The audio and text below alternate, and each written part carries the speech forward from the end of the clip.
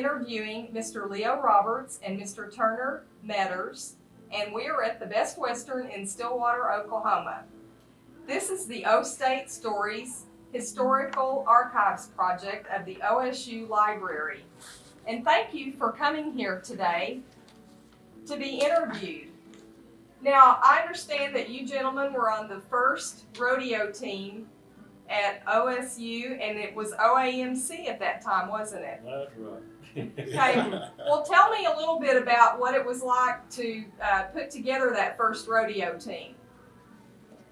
Well, we all like to compete, and we wanted to go somewhere, so Lawton was having one, and we went. Didn't we? The head of the Animal Husbandry department, they called it then, all that on science. Yeah. He kind of looked down his nose at rodeo hands, and they wouldn't let us have a club. Everybody did up Yeah. So we got a hold of, Clemens Spad got a hold of some entry blanks for Cameron Aggies down here. And I guess I can tell this, he forged, they had to have a sponsor's name. He forged a teacher's name out of the speech department on there. Each one of us had forged a different name every time we went to a different rodeo. So We had to do that to get in. and then we went down there and won it all. Oh, you did? Yeah. Wow, that was a big day then. So it kind of got in the papers, and they took some pictures, and from then on we could, but we had to pay our own way. We never had any financial support from the college or any recognition from the college. Oh, you didn't? No, Just a bunch of but we had a big time. students went down there and went wild with the rodeo, I guess. So what events did you compete in? Mr. Meadors, let's start with you. I competed in calf roping, and I think, were you in the calf roping and bull Yeah, I was a calf roper and a bulldog. At this rodeo, I got the bareback ride. I thought one of us I've did. never been You on one I before. thought at first it might be Larry, but I knew then after some thought that it wasn't Larry got on the Both bareback. of us got in. Did he? Did he Yeah, get in? both of us got bucked off. Well, how many seconds did you stay on? Well, Freckles Brown was judging, Oh, and Bud Rigger and I stayed all night with Freckles that night. I was in midair when the whistle blew. oh, you were. And Freckles said, "Boy, you had it won." You almost had it then. I'm glad I didn't, because it might have gone to my head and ruined me. That's the only one I ever go. Okay, I'm gonna stop the tape right here. I wonder if we can ask them to turn. We're going. Okay, I'm gonna keep going here. You ready? Okay. All right. Okay. Were there any awards? You said that you won the big all-around champion team award that first year, and where did that take place at? Lawton. In Lawton. Wasn't in the college down there. They changed the name since. They gave us a trophy, and that trophy, I guess, is down at the Cowboy Hall of Fame. Somebody said it's going to be up here this weekend, Right. but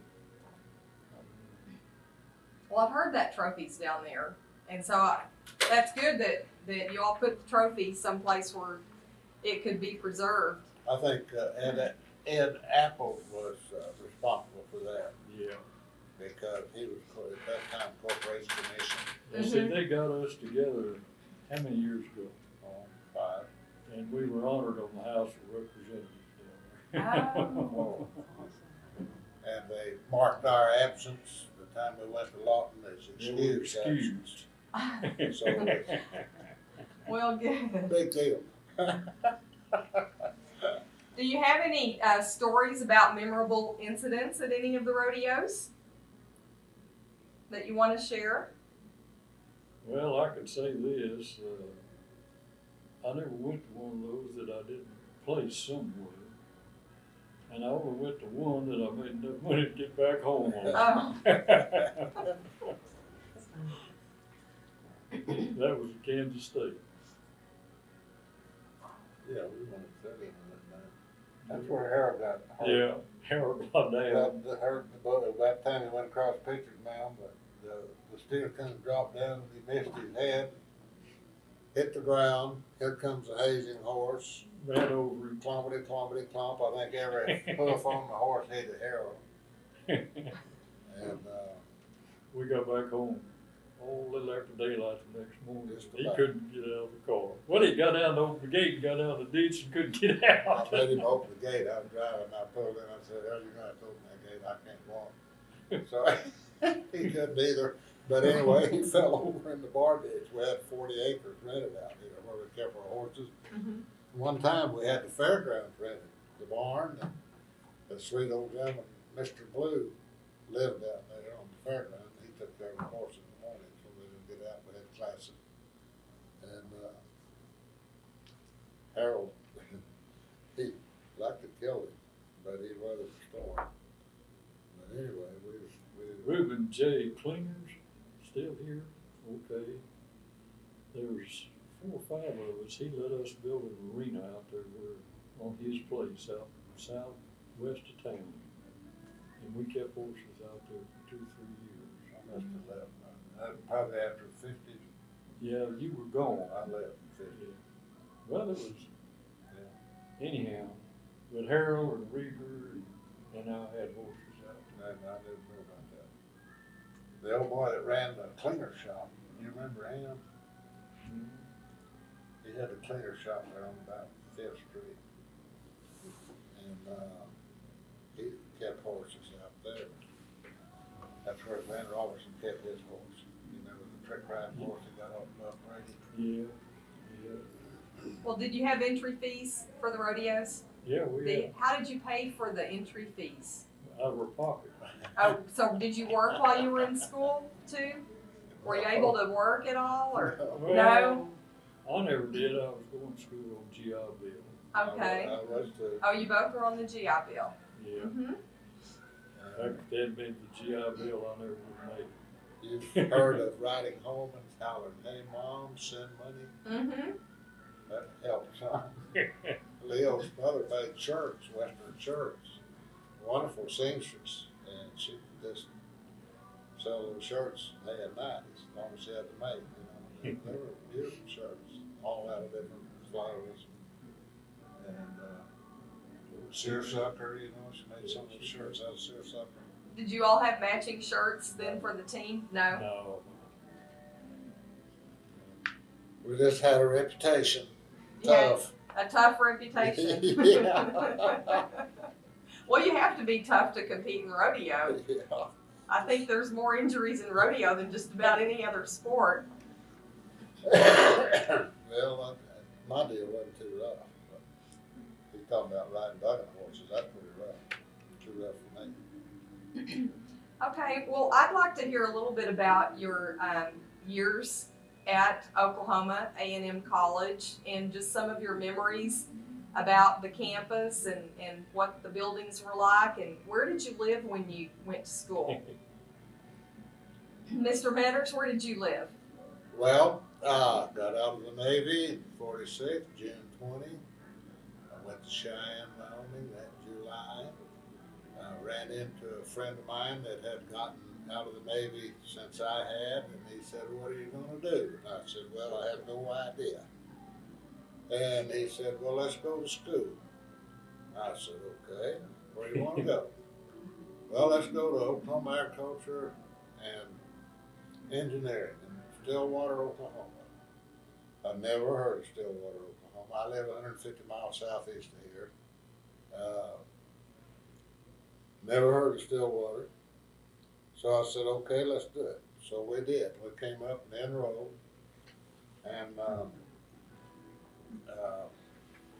I lived over on Lewis Street. We rented one room and privileges of one bathroom. Now this was in 46. And that was it. And I had a car. I bought a car, first car I'd had. I was 21 years old when I got out of the Navy, and I bought the first car I owned. And my folks had an Chevrolet agency in Oklahoma City, 604 West Main. Well, that was my first stop. I acquired the car and I came on to school. Okay, I got up here to school. We broke up after the that's first semester in that little room and one bathroom and two old griping people. They couldn't stand us, and we couldn't stand them, so we quit either. But anyway, I guess the semester started, then the next semester started, and I had to come back. I don't know where we stayed after we moved out down there, but we dissolved partnerships. He went his way and I went mine. I had a car. I was very popular. You know, I had a car in 46. So, they were having a football game that Saturday, and I stopped to watch the band go by. Well, here comes the twirler, and I saw the most beautiful girl I'd ever seen. And I said, "Whoa, T, you better back up and let's let this deal over." And I married her. Beautiful. And we got married and then back to school. I'm kind of mixed up on time and all, but anyway, they were still out of school, so we got married. We came back up here, and over across the street from the old part of the stadium, that little short stadium, you know, they had football field. Well, there was a street there, 606 McGeorge. There was a fellow building apartments there, so I noticed I'd better get a hold of him, see what the deal was. So I made a deal with him. That was when you couldn't get a car. They had cars, but you had to know somebody to get one. So this fella said, "I need a car." He found out that I could get one. And I said, "Well, I need a car." We made a deal. I got him the car and he got me a new apartment. So we were happily united then. I guarantee you the dust was so damn thick. Down that 606 McGeorge. We didn't have any curtains or drapes. We hung sheets over the windows, but we were happy, you know, in love, and all that good stuff. And so then in 1950, we moved to Wetumpka, and I'd already started ranching, and I bought the ranch down there, another ranch, and that's where we raised our 3 sons, and we've still been there. Okay, Mr. Roberts, what about you? My first year up here was in 46, and housing was a problem. Yeah. All the GIs were coming back to school. Well, we jumped from 5,000 to what? 15,000 just overnight. Made a village out there on the hill, Vet's Village, you remember that? I think there's 3,000 people lived out there. Another boy from Tulsa and I, there was a house way down toward town, good ways off the campus, and they had put glasses on the front porch, glassed it in, and they had a bed in there, and that was where we roomed. No heat, light bulb hung down on the string. But we were there one semester, and then we moved up here on Knob Block. Some folks had a big old 2-story house there. And I think there was 25 of us lived upstairs and shared one little old bathroom. But and I just lived all over. I never did live at all. First one place. Last semester I was here. Glenn Bratcher was over in the Animal Husbandry department. Later became head of the department. Glenn, he kind of took me under his wing and was sort of a second father to me. Kept me in school. I wanted to quit and go to work. He made sure I stayed. And last year I was here, I lived with he and his wife. But, and I met my wife here. Her first semester here was my last semester.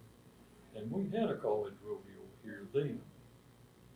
Well, my brother and I were up in the wild cow milk. In those days, you only had 2 people in the wild cow milk. Now they've got 4. They have 4? A lot of them do. Wow. But anyway, I was roping and Bob was mugging. I called for this cow, let my horse's head down, and 2 little old girls trotted right across in front of the box. I had to check my horse. Bob reminded me later that we did win the cow milking anyway. But one of these little girls I married the next spring, and we've had a long, wonderful life together. She's here tonight. One of them was Jimmy. That's Jimmy. You're kidding. Her father sold hush puppy shoes. You ever hear of hush Yeah. puppy shoes? Yes, sir. Her father had 5 shoe stores. When I graduated, Coke Oil Company had bought their first big ranch at Dillon, Montana. And I went to work for them. I went to Dillon the first day of February. I came back home the first day of April. Yeah, Jimmy and I got married in that spring. And for 40 years, we wound up at Ardmore, and I managed the dog and cattle company for 40 years. They had a retirement program at 65-year history, and I wasn't ready to quit work. I started buying cattle, and I'm still buying cattle. I didn't know I was married 59 years. That's a long time. That's true. And in 1972 or 3, I guess, I was honored as a distinguished graduate from Animal Science. I'm very proud of that. That's quite an honor. That's very nice.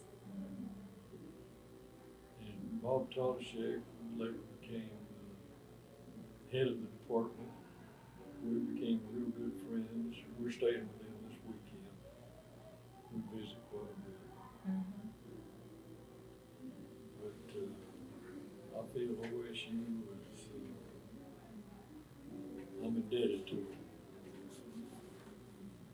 Because I was raised, we had a great family, but very little money. And things have gone very well since I got out of school. Well, I'm sure that you both remember when the name changed. Yeah. What did you think about that? What was going on with the name change? Didn't give it a whole lot of thought. I don't think. Did you? No, I had an old history teacher back there. He said, I don't know what you kids are working so hard for. Said Congress will pass a law someday and nullify all of it. And they changed the name of the school. They changed the name of our degree. But it didn't really matter all that much. I wish it was still Oklahoma A&M. Do you? The campus was solid Quonset huts. Yeah. Everyone. A lot of the classrooms were Quonset huts. Yeah, that's what the Quonset huts were for. Yeah. The old English building, you know, we still had classes there. I had 2 classes in it, I think. That's where the fire station. Yeah. What do they call that old building? English building, Old Central. Old Central. And the Animal Science building, when it was built, was the most expensive building on campus. Of course, it's gone now. They tore it down and built a new one. Well, All are fond memories. every Quonset hut had a line, and after you've been in the service a year or 2, it'll make a difference. Wherever you see a line, you just stop. You know, you get in line. That's the way you found it. So we were in and out of more lines up here on the campus. And how do you find the campus? Very discouraging, because you may wait 30, 40 minutes to be in the wrong line or for the wrong class. And most of them had the hot, you know how hot it gets still.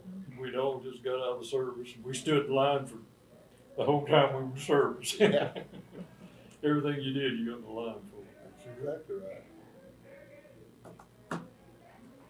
Well, did you ever meet Frank Eaton? You know, Pistol Pete. He was Became the mascot. here. I never met him, but we'd see him on the floats at the homecoming parades. Mm-hmm. I never have seen his face. No. But I was out at my grandson graduated here a year ago, 2 years ago. And I shook hands with him, picture taken. But his head is not up in that head. His head is down below the shoulder part. That reminds me, I've got 2 grandkids in school up here now. Oh, do you? Yes. Yeah. So you have several family members that have come to school here then, All my children. followed in your school here, footsteps? yeah. Mhm. We've had 2 grandsons graduate here. In fact, my oldest son, when he graduated, he was honored as the Animal Science Student of the Year or something. I don't know what to call it. What do you think it is about OSU that generates that connection as far as family members continuing to come to school here and people's fondness for the university? I think it's a friendly school. More accustomed to family feeling, I think. You know, I drive down to OU campus, and I've got a grandson graduate at OU campus. He's down in Texas watching Texas play tomorrow. But there's just no, it's just kind of cold, you know, it feels like to me. You don't even know when you're on campus down there. No, and up here, You knew. you know, you wave, people wave back to you. It's more a friendly atmosphere, more of a togetherness atmosphere. And I did like those dance hours. Oh, man. 7 o'clock each night, no matter what time they were. In the Animal The Husbandry. sorority dance hours. Oh. Yeah, I could make about 3 on 2 blocks, but Over there in the I Animal, enjoyed it. in the Animal Husbandry department, when we were here, we had teachers that were concerned about our welfare, and they wanted us to succeed, Yeah. and a lot of us did. And that made a difference, didn't it? They do. It's makes a difference. Somebody's away from home and, you know, up here trying to make it. It's lonely enough. Mhm. Especially if you're staying with some irate old couple that won't let you use your bathroom. But a certain time, paying them rent, it is very discouraging. I've kind of been active in things since, well, I served on the diagnostic lab advisory board for 27 years. And I guess I was president of the Animal Science Alumni Association, about the 3rd year it was organized. Kind of stay in touch. I know a lot of the faculty still personally. It's made for a good life. That's good. Well, do you have any further stories or thoughts about the campus or any of the buildings or anything like that that you'd like to share with us this evening? I'd hate to be a student up here this year or now, this day and time, because it looks like I don't know.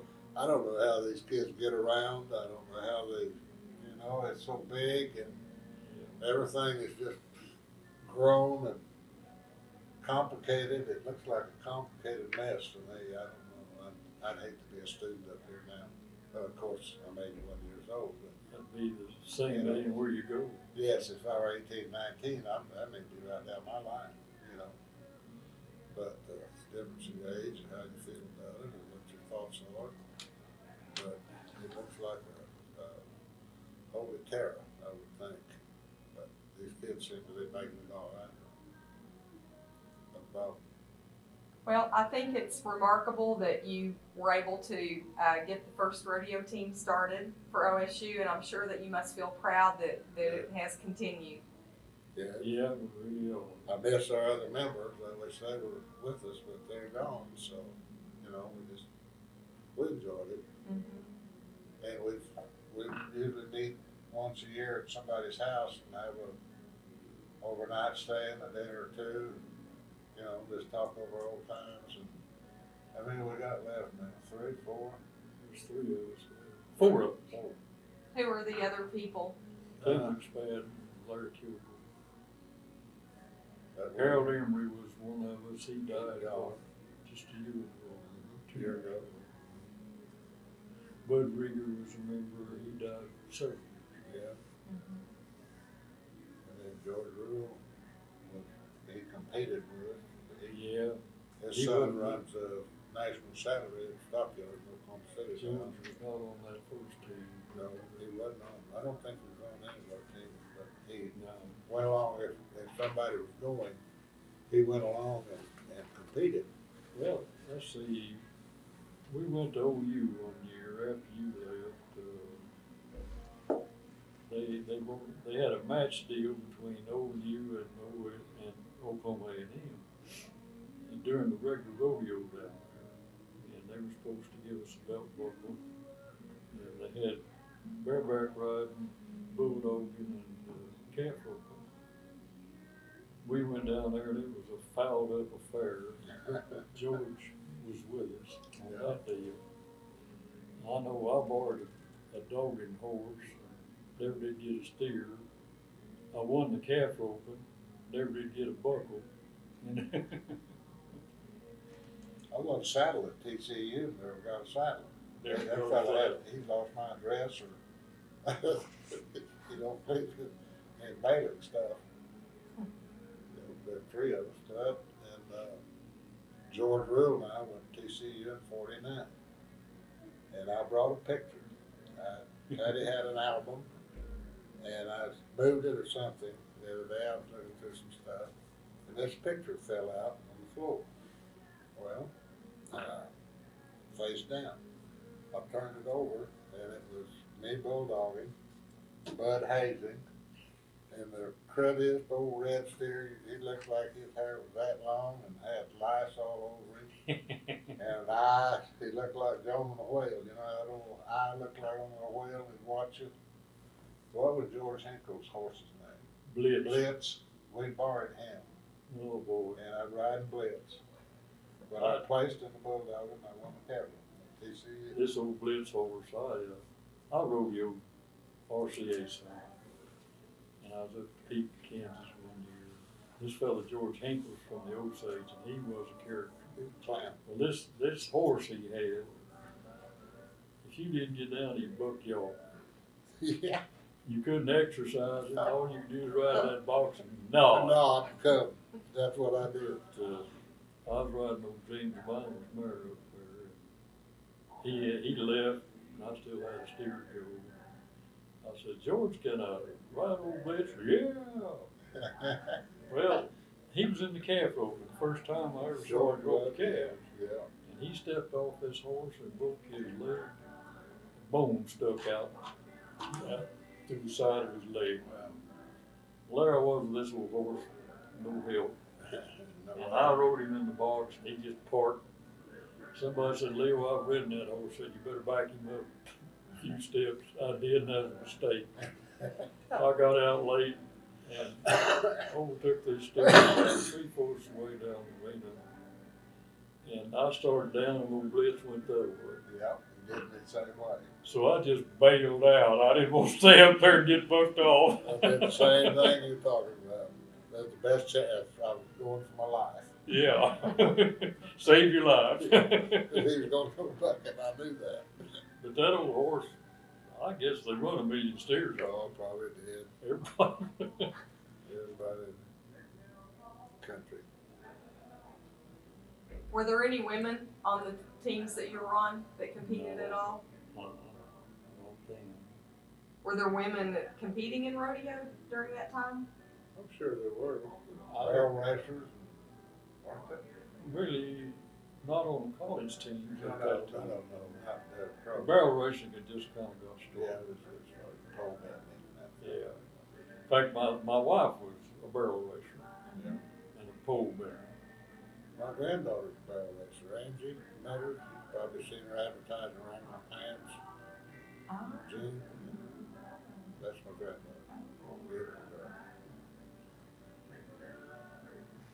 Well, any last thoughts then? Well, this has really been enjoyable, and we thank you for participating in our project very much, and we'll be glad to send you copies of the tapes and the transcript. Good. And thank you, Mr. Roberts, and thank you, Mr. Meadors. Thank you. You're welcome. Appreciate it.